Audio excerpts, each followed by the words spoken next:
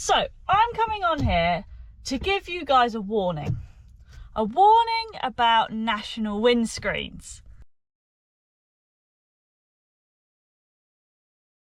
Now, we all know I had a crack in my windscreen in my lorry, and my boyfriend rang up because he knows them and booked it all in with Stuart, right?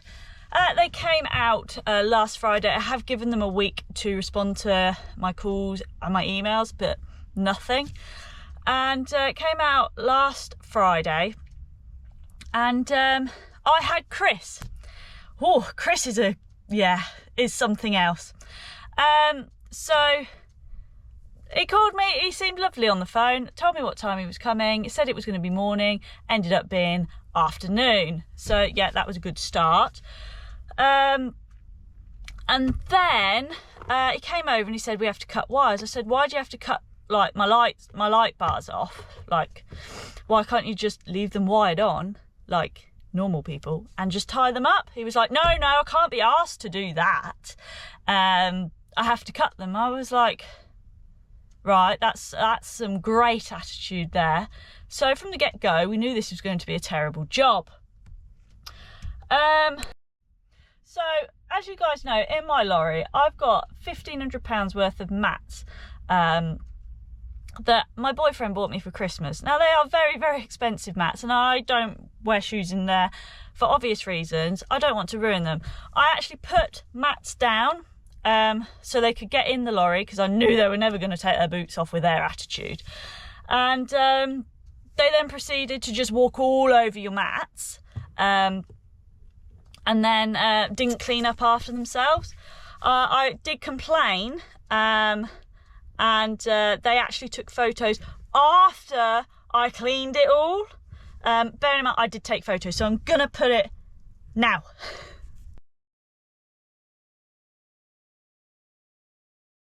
So yes, Chris did try and save his arse by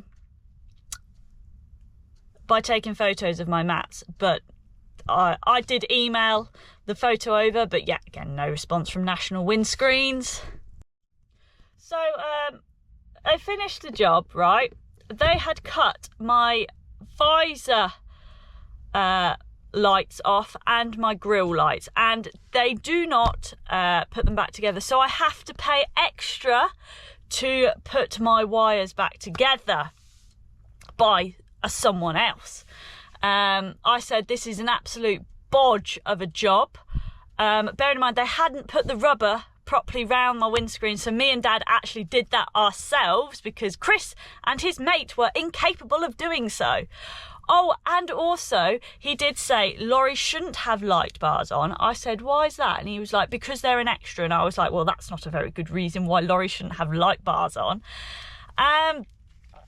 And he also said that I knew nothing about lorries. And I was like, oh, why is that? And he didn't give me an answer. So in my head, that sounded a bit sexist, didn't it? So Chris, you're sexist. So that £500 windscreen that I had put in actually cost me about £700 to £800, obviously with the VAT, of getting someone to wire my lights back in. Oh, and when you book it in, which my boyfriend did book it in for me because I was really busy, and he actually knows them. He spoke to Stuart. Stuart did not say that they cut their lights off, and they did not say they rewire them back. They don't rewire them back, sorry. I did speak to Stuart on the day. He said, bearing in mind, Liam had spoken to Stuart on that day saying it was an absolute atrocious. Chris should have actually put mats down, which he did not. Hence why he threw all his boots all over my mats. And apparently Stuart was quite angry about that.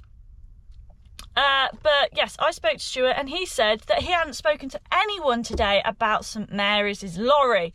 So I messaged my boyfriend while I was on the phone to Stuart, and I said, Stuart's saying he's not spoken to you.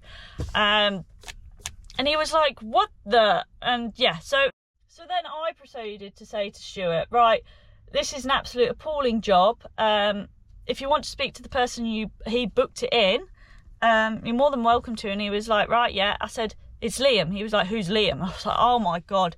Yo, you really saying this, bearing in mind he'd only spoken to Liam 5 minutes prior to him speaking to me. So I said, oh, can I give you Liam's number then?